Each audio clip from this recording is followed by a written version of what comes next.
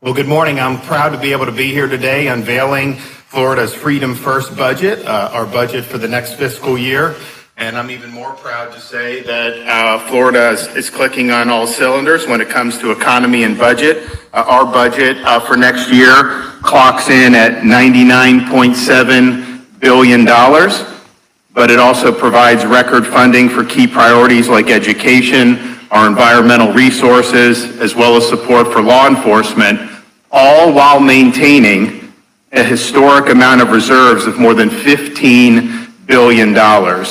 And when we calculate the reserves, we do that based on what has actually come in through the end of November, and then we use the anticipated revenue coming in over the next 7 months. But we have to say that looking forward over these next 7 months, we are likely to have hundreds of millions of dollars each month come in over estimate, which is what's happened really for the last year plus. So if that's the case, and that's a conservative estimate that would be the case, by the time this budget takes effect, we would potentially have $17 billion in reserves by July 1st of 2022. And so that is really, really strong, and that puts Florida in a position, as you see economic storms on the horizon with a lot of what's going on nationally, we would be in an excellent position to be able to weather those storms.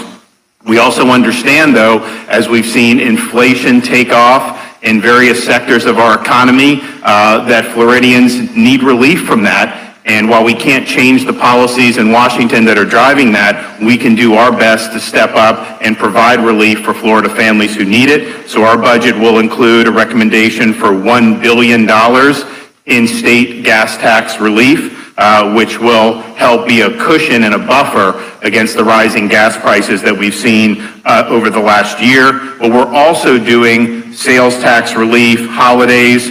We're going to do Freedom Week again for outdoor activities, a back-to-school sales tax holiday, and the disaster preparedness holiday, tax holiday, which I know a lot of Floridians took advantage of. Our education budget is very, very strong. I'm proud to say we were able to secure for this fiscal year $1,000 retention payments to every public school teacher and principal in the entire state of Florida. That's over 175,000 individuals. We are doing another round of those $1,000 payments again. And so all public school teachers and principals in the state of Florida will be receiving a $1,000 payment under our budget. We're also dedicating an additional $650 million to continue to boost teacher pay in the state of Florida, and that's $50 million above what we did in last fiscal year. So we're proud of that, and we're proud of the momentum that we have there. The total amount for K-12 schools is $23.9 billion, so that's a record for the state of Florida. It'll be $8,000 per pupil, which in terms of just state funds is also a record for the state of Florida. The base student allocation will be increased by $124, and we also are going to be including funds to be able to effectuate the termination of the FSA and the replacement of that with progress monitoring, which I know a lot of people are very, very excited about. The budget, Freedom First budget, contains over $530 million for workforce initiatives, for programs, for apprenticeships, things that really, really provide great opportunity for a lot of folks throughout the state of Florida, but also continue to support our economy and make Florida a great place, particularly for logistics and manufacturing, which we're starting to do very, very well in. So that is a big commitment, and it's part of our commitment to make Florida #1 in workforce education by the year 2030. We're doing a lot better than we did when I got into office. We're going to continue that momentum going forward. I'm happy to also report for all the parents out there of high school age kids, we will not allow tuition increases for Florida's colleges and universities. We've got to hold the line on that. These colleges and universities throughout the country are way too expensive. You should not have to mortgage your entire future to be able to get a 2 or 4 year degree. So no tuition increases, and this budget fully funds the Bright Futures scholarship program, and we are not going to support any cuts to the Bright Futures program. So parents as you're looking to see going to a state university or potentially elsewhere, just know no tuition increase, and you'll have bright futures there as well. Our environment budget is incredibly strong. We will have in these budget recommendations $980 million earmarked for Everglades restoration and for the protection of Florida's water resources. And when I came into office, we had looked and said the previous 4 years before I got into office, there was about $1.5 billion that had been dedicated to those types of projects. We said we wanted to do another billion on top of that. So our goal was to do $2.5 billion over 4 years. And with this budget recommendation and with the legislator's support, not only will we have achieved that, we will be over $3 billion for the 4-year period, which represents a doubling of the previous 4-year period. And so that is huge progress. And we're not just talking the talk on this, we're putting our money where our mouth is. We're also doing close to $200 million for targeted water quality improvements.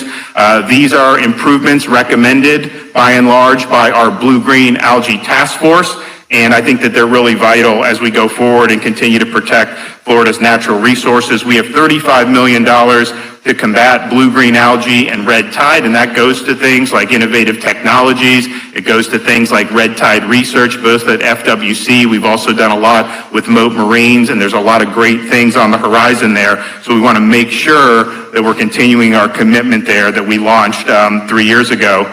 And we're tripling the money for removing Burmese pythons out of the Everglades. People come from all over the world to be able to do it. There's contests, there's a whole host of things, but we want to provide money to give people prizes in some sense, also equipment, whatever you can do to locate these things. We want to get them out of the Everglades, and so we're happy to support that going forward as well. Even though we're doing a strong gas tax holiday, the Freedom First budget fully funds the Florida Department of Transportation's work program. And it's very important that we continue supporting infrastructure in this state. It is a growing state, and we need to just make sure that we're ahead of the curve there. We've been able to announce some incredible things in different parts of the state. We were just out in the Tampa Bay area recently talking about some of the things that we're doing in West Shore, Howard Franklin Bridge, a whole bunch of really, really good stuff. So we're committed to doing that, and we're going to make sure that that FDOT work program is fully funded. I'm also requesting $100 million for Florida's Job Growth Grant Fund. So this was something that I had to veto when COVID hit in June of 2020. We were able to get it in this current year's budget, and we've been able to apply that for some really significant infrastructure projects across the state of Florida that's going to have a profound impact on our ability to continue to expand our manufacturing base, our logistics, but then also using some of that money for workforce education, which we have done for things like expanding people that have commercial vehicle licenses, diesel technicians who work on the big trucks. These are all really, really important things. It gives great opportunity for people in our state, but also something, given what you're seeing with the supply chain nationally, Florida, we've stepped up on the ports, and we want to step up across the board on that. We're also fully funding the Sadowski Trust Fund for affordable housing. Now, people want to come to Florida. Things are getting more expensive. Part of the rents have gone up because of the CDC's policy, which was misguided for so long. Nevertheless, we're doing the full funding there. We've talked a lot about supporting law enforcement, and this budget does that in a huge way, probably better than we've ever done. So if you look at what we're doing for state law enforcement as well as state employees, we have a total of $453 million earmarked for compensation increases. We have huge increases in pay for state law enforcement. And if you're a seasoned person who's already on the job, you're going to get a 25% increase in your salary. If you're somebody that's new to state law enforcement, that starting salary will be increased by 20%. We are also, although most of these are not state employees, but we were able to secure this current year $1,000 retention payments for all sworn law enforcement, fire, and EMTs throughout the state of Florida. That was a huge, huge thing. People really appreciated it. Our budget includes those $1,000 payments again for this next year, and I think that that's something very, very important. Look, it helps to get an little bit extra money, but I think what it does really is it shows these folks that Florida really appreciates their service, and that means the world to a lot of them. We are, of course, including money for $5,000 signing bonuses for any experienced law enforcement officer who moves into Florida from another agency out of state, or anybody new to law enforcement within Florida that wants to make this a vocation will also be eligible for a $5,000 signing bonus. We also have earmarked $225 million for pay increases for state employees in addition to law enforcement. So every state employee under our budget, will be able to see a salary increase. And so we appreciate, we've had a lot that have worked very hard over the last year and a half, 2 years, and we're happy we were able to do this in 2020 budget, but we're also going to do even more this time, so we're happy about that. We also do a lot for health care. We have $100 million that the First Lady announced this week for cancer research. That's a huge increase in what we had year over year. We also have an increase of funding for a total of $15 million for Alzheimer's research, and we know that that's going to continue to be an important issue in our state. We have $10 million earmarked to help seniors and provide various services for seniors who are suffering from Alzheimer's, and we have $225 million in increased reimbursement rates that will be dedicated to increasing pay for direct staff in home and community-based settings. I think people see throughout the country, you're seeing a shortage of healthcare workers of all sorts. This is something that these facilities need to be properly staffed. Otherwise, our seniors and other vulnerable populations are not going to be able to be served well. Florida is also in our Freedom First budget. We are providing support for innovation in a variety of ways, including in cryptocurrency.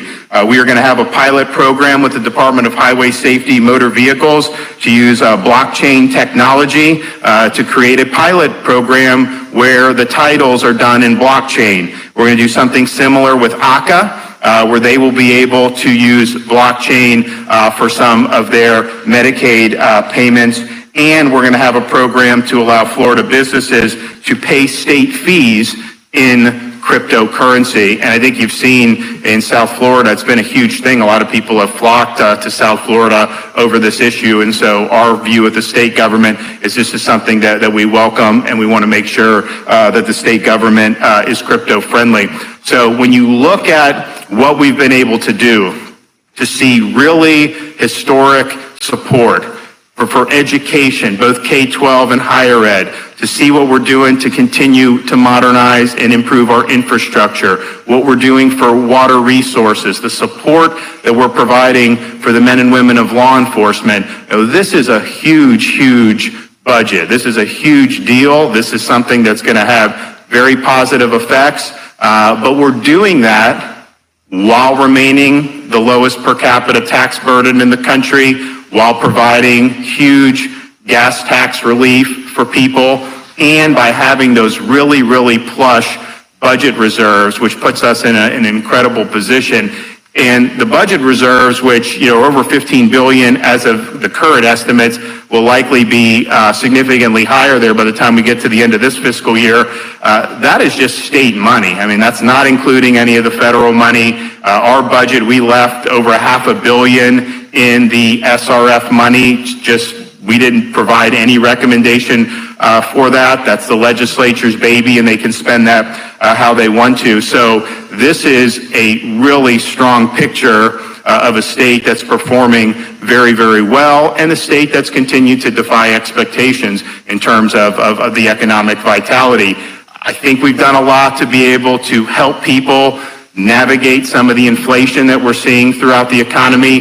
There's a lot that I wish would be done to maybe go in a different direction nationally, but that's just where we're at. So doing that with the gas tax relief, with the other sales tax holidays, I think will be a very welcome thing for a lot of Floridians, and we're just going to keep on going. We promised we would do these things when I became governor, we promised we'd tackle environment, we promised we'd be support for education, we promised for infrastructure, we promised to support law enforcement and so many other things, and we're delivering time and time again. So freedom first budget. Freedom works in Florida. We're proud of that. We're proud of being viewed as the free state, and I think that the economic results are something that have been very, very positive. And so I look forward to working with the legislature. I think if almost anyone was sitting here in April of 2020, I think people were assuming that there would just be brutal budget fights and that there would be just draconian cuts. I mean, I wouldn't do tax increases, but people may say we're floating that. And the reality is we're in an incredibly strong position. So that's a good thing, and we're excited to have been able to work on what I think is really, really a great budget for the state of Florida. Governor, I'm curious what the impact on the loss of the gaming compact was as you planned this budget, if there was an impact. Well, obviously, if we believe it's a valid compact, I mean, if the effect at worst for us should be that whatever hub and spoke gaming was included in this will obviously be peeled back. And the compact was very clearly structured for that. We understood that that would be something that would be challenged, although I will tell you, we were not anticipating it to be a challenge under federal Indian gaming law. We thought the challenge would come under the Amendment 3, and that someone would file suit in state court under Amendment 3, say this hub and spoke, quote, as an expansion of gaming outside of just negotiating with tribes. We think we would win that, but what the federal judge did to say that was something that under IGRA fails, that throws into doubt some other things that other Indian tribes are doing in other states. And so I think a lot of people said that's very problematic. But at a minimum, the compact was clearly negotiated with the understanding that the hub and spoke could be something that would run into trouble at some point. And so it was structured in a way to allow the compact to go forward. Obviously, the tribe is not going to owe money on hub and spoke sports betting if they're not able to do it. So I think ultimately we'll be fine on it. I think it's gonna have to go through, unfortunately, some of these things, but there's a lot of Indian tribes around the country who are looking at this decision and say, whoa, that was not something that was good. You do not throw out the entire compact over this one issue. I think we'll win on this issue eventually, but you do not throw out the entire compact. So we'll do what we need to do. But when you're thinking about like the amount of money coming in from the tribe, it's important, and I think it was really smart of us to do for a couple reasons.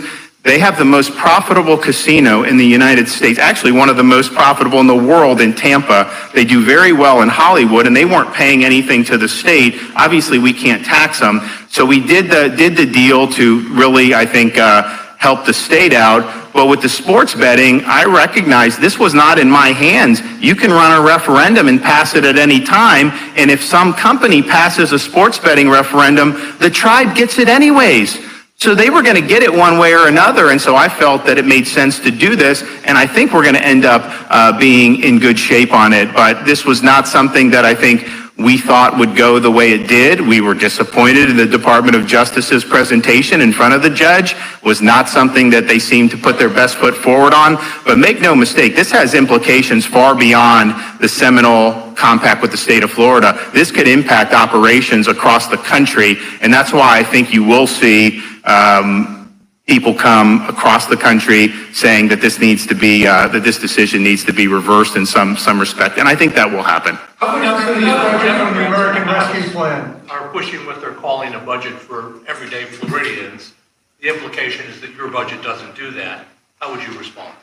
Well, you talk to everyday Floridians. First of all, they would have locked down and cost hundreds of thousands of jobs. They criticize me for keeping the state open. They criticize me for getting our kids back into school. Just think if we had not done that, the destruction that would have happened, the unemployment rate that we would see. So we've saved the livelihoods of so many people who are hardworking, who don't have the luxury of working from home, and we stood up for them time and time again. And think about what most recently just happened when we did the bill to prevent people from losing their jobs over vax mandates. I think every Democrat in the Senate voted against that. They were all in favor of people losing their jobs, cops, firefighters, people that work for private businesses. Nurses, you're seeing what's happening in these other states. The media I know doesn't cover Delta waves when it's not the South or Florida, but you're really seeing huge hospitalization numbers. And a lot of these hospitals are short-staffed because they've actually laid off nurses. So we stood up for those folks, and we've been able to save and protect more jobs than anybody's ever been able to do because of the circumstances we found ourselves in. And then look at what we're also doing. We're saying these inflationary policies, which all of them support, are driving up the cost of gas. They're driving up the cost of groceries. They're pinching people's family budget. I think it's great that we have a lot of job openings in Florida. There's a lot of economic activity. But if your income goes up 4% and the cost of everything goes up 5%, well, then you've actually lost ground. So we're responding to that with what we're doing here with these gas tax holiday and all these other things. And then just think about what we're doing for law enforcement. These are salt of the earth, blue collar folks. And I can tell you, a lot of them were not standing with law enforcement for a long time, and they still don't. We've been with them every step of the way. We're not defunding police. I think all of them voted against our anti-riot bill, which had a provision that said we are not going to allow local governments to defund law enforcement. That was a very critical test of where you stand on that, and they stood on the side of defunding. So we're really, I think, standing up for folks. And oh, by the way, what have we had to do some of the things like we did in the special session? We had to stand up against big government, the federal government. We had to stand up against some of the biggest corporations in the state of Florida because we actually believe that folks have the right to earn a living, and we don't think that they should be cast aside, based on a decision about taking a shot or not. And it's interesting, I said about a month ago that before the special session, that if these mandates are allowed, what they would do is they would change what fully vaccinated means. So right now, normal series 2 doses, that will certainly, I said, in the future change to where if you don't get the booster, then you could be subject to these mandates and have penalties and potentially lose your job. And there were people, who had a spasm that said, oh, that's not true. First of all, you're talking about, I'm saying what's going to happen in the future, so we have to wait and see. Well, now what's Fauci saying? He's saying almost assuredly, you're going to need at least 3 shots to be considered fully vaccinated. And so we've stopped the pretty much across the board on these vax mandates for now. But the states that are doing it, other places and other states where companies are doing it, people are going to end up having to have that presented to them, no question about it. So I just don't see how you could say you're standing up for everyday people if you think that they should lose their jobs. If you're not willing to vote in a way that is protecting people's livelihoods and jobs, if you're not voting in a way that's protecting people's rights, parents' rights to send their kid to school in person, to direct their upbringing, to be involved in their education, we're doing that and then some, and we're proud of what we're able to accomplish. About the Biden vaccine mandates, does the budget include more money for the AG's office to continue fighting the federal mandates in court? So we have more money, we're increasing salaries for the attorneys in the AG's office to make sure that we can retain people, and we do have a litigation budget. My sense, though, is on how those mandates are working out. If you look at how it's gone, the Sixth Circuit has the OSHA consolidated. OSHA is done, okay? I mean, you can take that to the bank. The Sixth Circuit is never going to uphold what OSHA did. They are going to absolutely deep six that. I don't know that the U.S. Supreme Court even accepts the case at that point, but if they do, almost assuredly, that will get a deep six. So that's that. So our role in that at this point, because it's been consolidated in the Sixth Circuit, is relatively minimal. We are expecting a decision in the federal contractor case that we have in Tampa, but there's already a nationwide injunction on that. And so in some respects, the thing about the nationwide injunctions, when you're the executive, you hate it because one judge, they would stop Trump in Hawaii. They'd find a liberal judge and they'd stop nationwide injunction. That's really not the way the system is supposed to work. But what's good for the goose is good for the gander. So now we're in a situation challenging Biden overreach, where you get one judge to do a nationwide injunction. They can actually win these other cases, and you're still going to have the injunction hold. So the contractor mandate nationwide is stopped, and the CMS mandate is stopped as well. I don't anticipate us needing, I mean, we'll see what happens, and we do have money for it, but I think a lot of the litigation that we'll see going forward will probably be on other issues, because I think these have been significant defeats. And if you look as we get in, by the time these things work themselves out, it is going to be something that I think it may even be moot at that point, based on what the underlying currents of the economy. And I think it's also interesting, the federal government themselves, they've pushed back deadlines because they're faced with potentially losing a lot of employees. And that's not a good thing to have happen on your watch. And you look at what's happening in states that have imposed their own mandates on, say, nurses.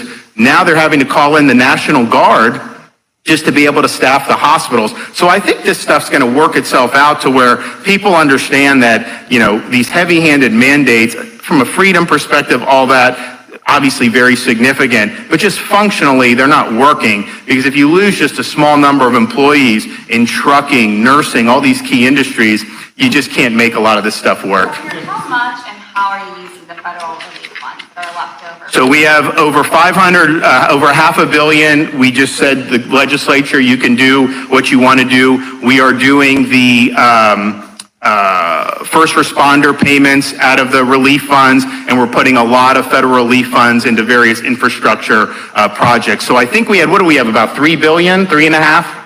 We had about $3.5 billion coming in, although they haven't given us that money yet, have they?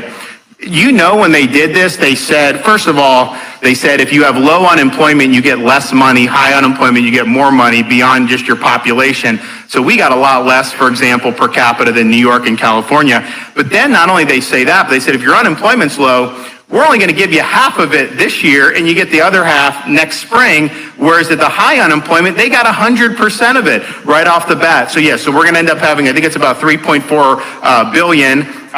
Most of that is infrastructure, transportation, and then retention payments. Yes, sir. Governor, to that point, I would like you to sort of comment on, you kind of almost have the best of both worlds, don't you? You pursued your anti-lockdown, the economy recovered, you get to take in the extra money due to that. On the same time that the Democratic Congress gave you all these billions that you've been able to offset, you've been able to use it in different ways, including the checks. I guess the point is that would you consider yourself kind of fortunate that you've been able to get all this money from at the same time? But I would tell you, I think you'd have to acknowledge we got the short end of the stick compared to these other states. That's just the reality. They treated Florida worse and other states worse as a result of the fact that we had kids in school and had people employed. And so you got much better results in terms of the amount of money you were getting if you had pursued those other policies. And so that's just the reality. Now, I remember at the beginning that some people said, it's and it is too much spending, but they're like, you should just give it back. You read that law, it goes to Janet Yellen, and then she sends it to other states. It doesn't go to do the debt. So what I said is, look, whatever's out there, I'm going to make use of it for the state of Florida. But I would also just point out, the federal government helped drive a lot of the disruptions that we saw. I go back to March of 2020. If they had not done 15 days to slow the spread, the week before that, I think some of you may have been there, I was down at Port Everglades with the vice president and the CDC director. March of 2020, they're saying, if you're elderly, maybe not go on a cruise, but there was no talk of doing all this. And then all of a sudden, things changed very, very quickly. And I think it obviously caused a lot of problems. So, but we're going to absolutely, regardless of what is done in Washington, regardless of whether it is wise or not, I'm absolutely going to fight for Florida across the board on all of that stuff. What's that? Yeah, Florida is becoming a pretty expensive place to live.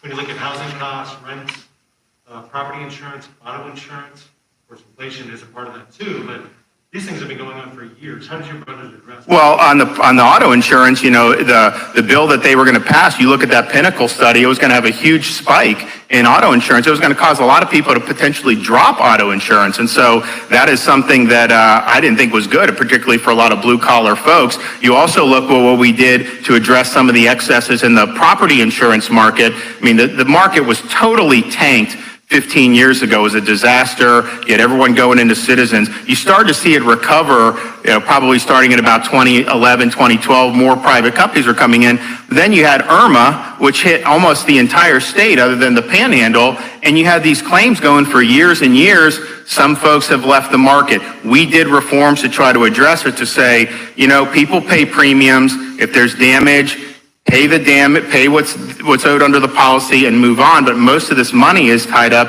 in litigation and in lawsuits, and that's not an efficient use of that. The result is we do have companies that are now coming into Florida to fortify that. So that's going to take a little bit of time, and we may need to do more in the next legislative session, and I'm willing to do that. But you are definitely seeing some activity there. Some of the other stuff, I do worry.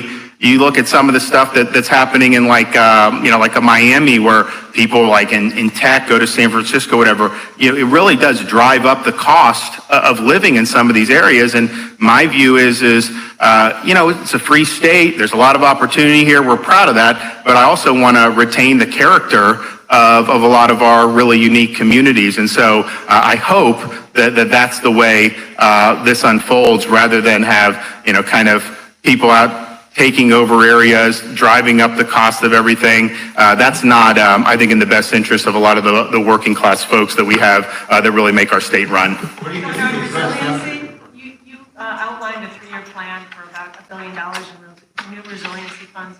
I'm wondering if there is anything that you're providing in terms of incentives to reduce the dependence on carbon-based fuels and things that accelerate that greenhouse. Well, so what I think a lot of people would like to see, and Biden and Psaki even admitted, they want higher fuel prices. They want higher gas prices because they think that'll make people drive less. I can tell you in Florida, for people that got to put food on the table, they're commuting to work.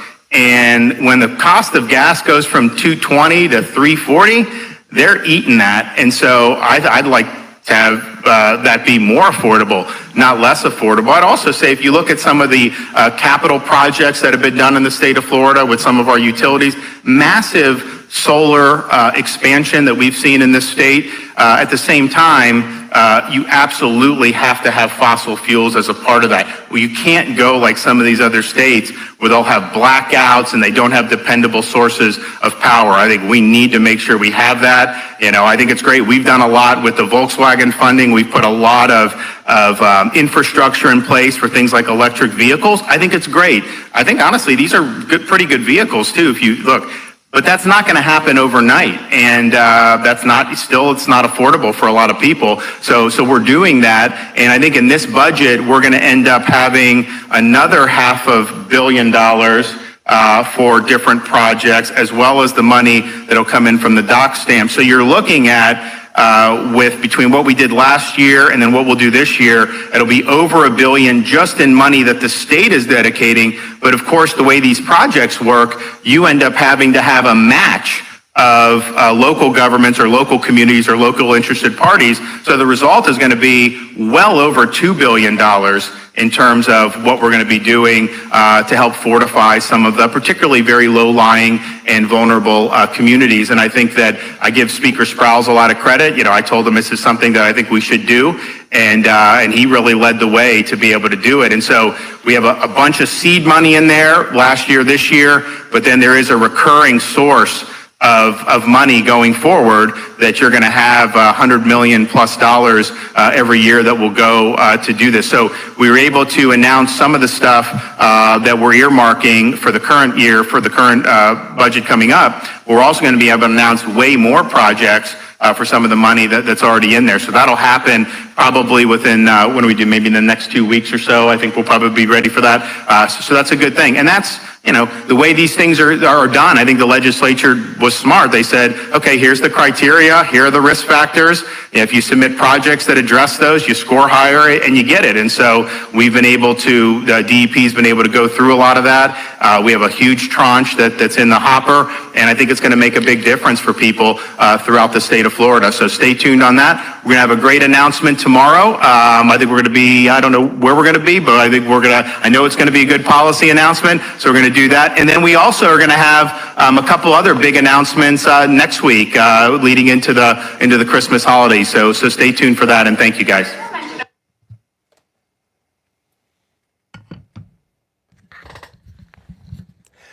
Government of the people, by the people, and for the people. That is what's going on in Florida, and it is entirely irrelevant who the president of the United States is, period.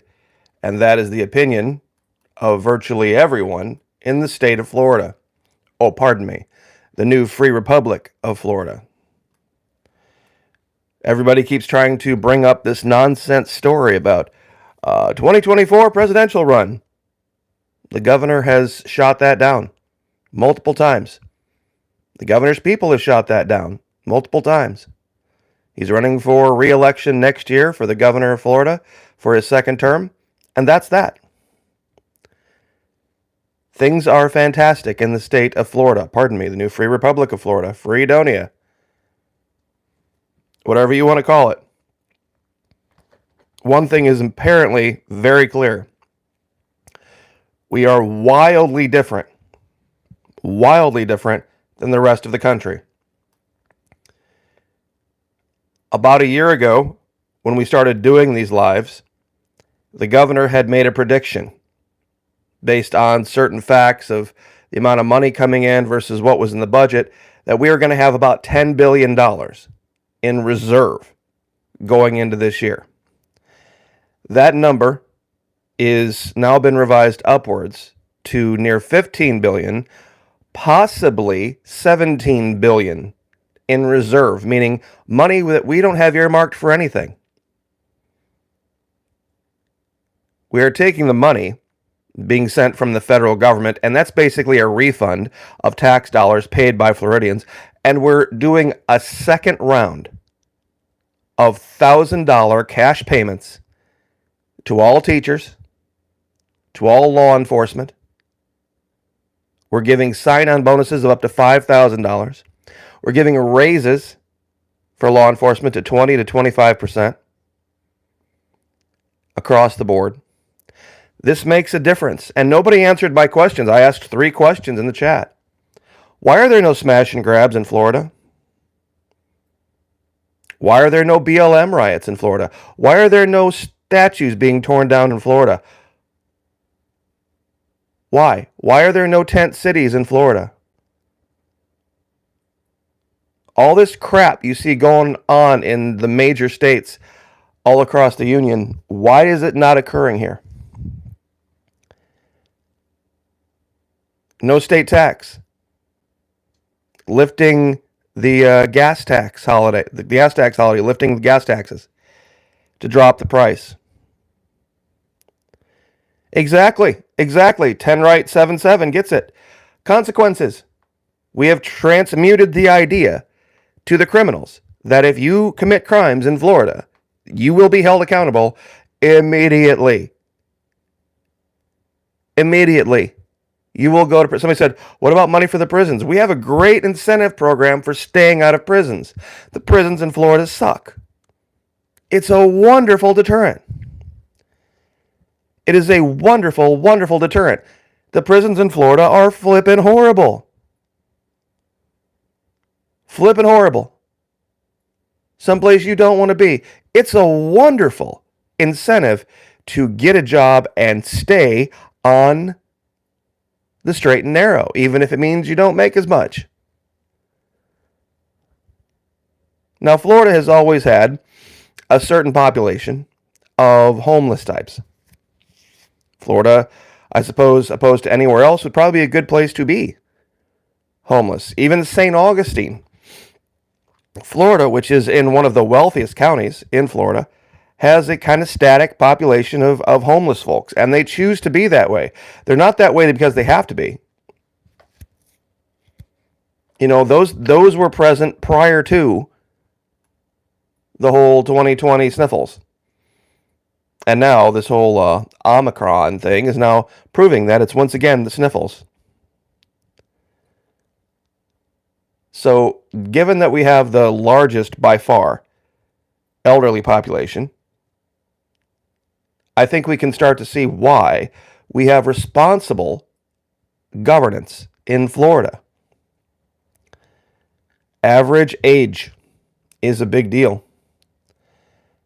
Average age is a very big deal. Now, I also wanted to give an update real quick. I'm sure a lot of you are wondering what happened to the Patriot nurse. You know, no posts, no videos, no comments, no nothing. She's been in Dallas. She had a 4-day class there that she was teaching, and there was a conservative conference there. So I'm sure she's probably exhausted at this point. So she did, however, post a picture, Instagram and Patreon, I believe. So it's true. It's a myth that old people are poor. That's very true.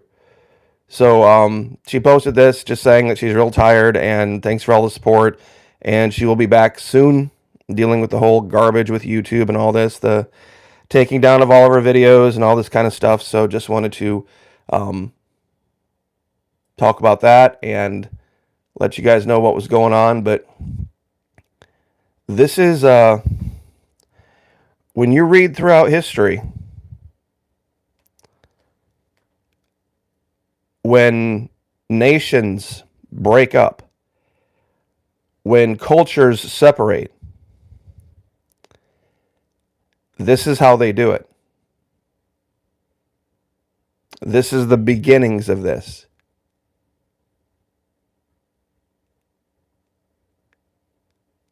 And I'm trying to read through the comments real quick here just to stay caught up. It doesn't happen historically in ways that are nice and neat and pretty and legal and perfect. It didn't happen in the Roman Empire. It didn't happen when we separated from England. I gotta remember, guys, from a long time, the colonies were the colonies before they were recognized by anyone, by any government in the world.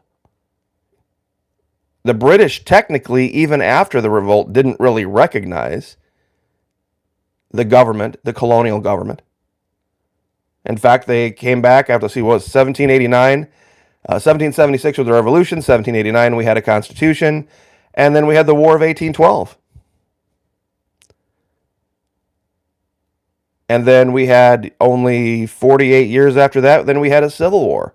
Civil War, listen to me, the War of Federal Aggression.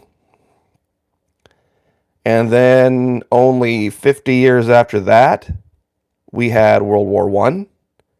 And then only 20 years after that, World War II, 30 years.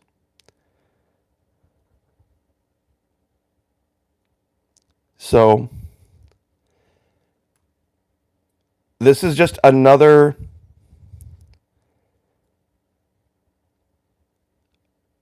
part of growing pains. An event like this, I really think they wildly underestimated these folks that did the pandemic thing. The backlash. This is what happens when you get surrounded by echo chambers. And this is another reason, by the way, you won't see me over at Odyssey or at BitChute or at Rumble or at any of these other places or the president's new platform. Those are all just going to be left-wing versions, the right-wing version of the left-wing echo chamber. If you think for 1 minute on the president's new platform, there's going to be any criticism of the guy allowed, think again. Think again. No matter what, there will be zero criticism of the man allowed. Even if it's honest and it's righteous and it's good. So you won't see me over there because it's just another version of an echo chamber. And today's video was going to actually be a continuation, just to kind of wrap this up here, of yesterday's video. Now, I'm sure a lot of you are aware that in the past, sea levels were a great deal lower. We have found around the world huge structures right off the coast of, like, for example, Cuba and the Bahamas that could not have been built underwater. They were built when the area was above ground.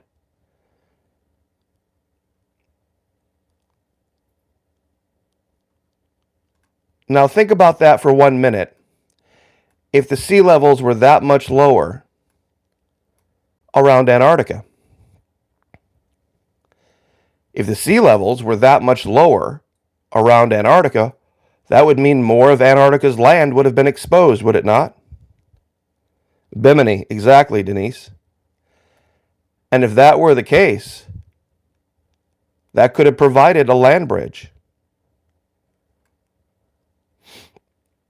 Jethro, that's over. I did what I did. I mean, I'm sorry if 100 videos, almost 100 videos, talking about that wasn't enough, but there's really not much more to say about it. You can only draw so many lines across the globe.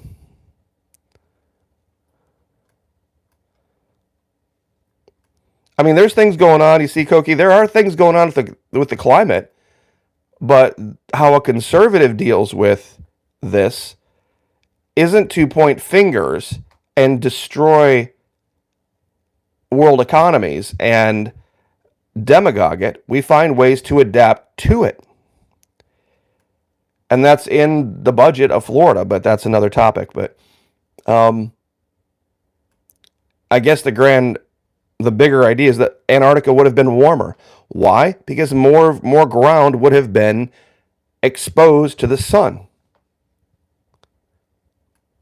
And there would have been areas that we haven't explored yet, haven't looked at yet, that could point to this. There's just too many factors. We were going to talk about this in context with the Voynich manuscript. And I was a linguist in the military, and there's some guy who said that he deciphered it. If only one guy deciphered it, then how do we know it's right? I mean, you can make up any language if you're the only one who knows it. If you're the only one who's reading a code and you tell everybody, oh, this is all what it says, how can you prove it? So, anyway, but, you know, everybody's entitled to their opinion, I guess, one way or the other. But one way or the other, we are going to get to the bottom of this down here eventually.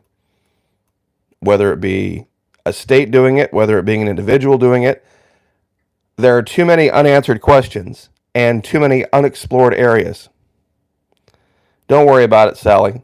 There's all sorts of folks that come to my channel to try to denigrate and try to stop people from being free thinkers. I've been surrounded by robots my entire life. People that just believe everything they're told and do everything they're told and accept everything that science says as the gospel truth all the time, no matter what. And free thinking is not allowed. So, anyway, it offends a lot of people. Free thinking. They don't like it. So, you're going to see occasionally in the comment section, people come here and point fingers and try to denigrate. That's fine. I've been made fun of my whole life. It's not anything that is particular. It's just it's more adorable than anything. So thank you, Nigel. I very much appreciate it. But we will let you guys get along with your day. We have a wonderful, sunny, warm day here in Florida for December. So I'm going to get some stuff done outside. We're going to get that video up later. And of course, we are continuing the reading of Florida's book, listen to me, Florida Governor's book, Dreams from Our Founding Fathers. First Principles in the Age of Obama. I put up part 6 last night, along with a link to a playlist where you can listen to the first 44 pages back to back in 6 different videos. So we will be doing part 7 as well. To continue this, the book is almost impossible to find now. There is no audiobook of it. That's why I'm creating one, so to speak. And the hardcover copies are going for hundreds and hundreds of dollars now. I didn't pay that for mine. I got mine a while back. But it's if you can find one, they are insanely expensive. The hardcover book, Dreams from Our Founding Fathers, First Principles in the Age of Obama, written back in 2010 by Governor Ron DeSantis. So, anyway, pardon me. Thank you so much for hanging out. I appreciate it. Really great to see the numbers here. Well up over 300 people at a live. Haven't had that in a long, long time. So, really appreciate it. The governor appreciates it. Those trying to keep Florida going forward, and the state where freedom has a home and liberty has a home. They all appreciate you guys, and the more you can share this kind of stuff and promote this and like it, and on all of your platforms, it matters. Every one matters. Every single one matters. But once again, also a Patriot Nurse, same thing. Even though she hasn't been, on YouTube for a couple of weeks now, or even at Patreon or anywhere else, continue to take the time to go and share. Go find a video that she's done and share it and like it and promote it. It doesn't matter what it is. It's just how algorithms work. So anyway, she just finished. Today is her last day teaching in Dallas, and she will be back, Lord willing, soon, as per a post that she made over at Patreon and also on Instagram. So anyway, God bless. Like, share, subscribe, and we will see you guys a little bit later on.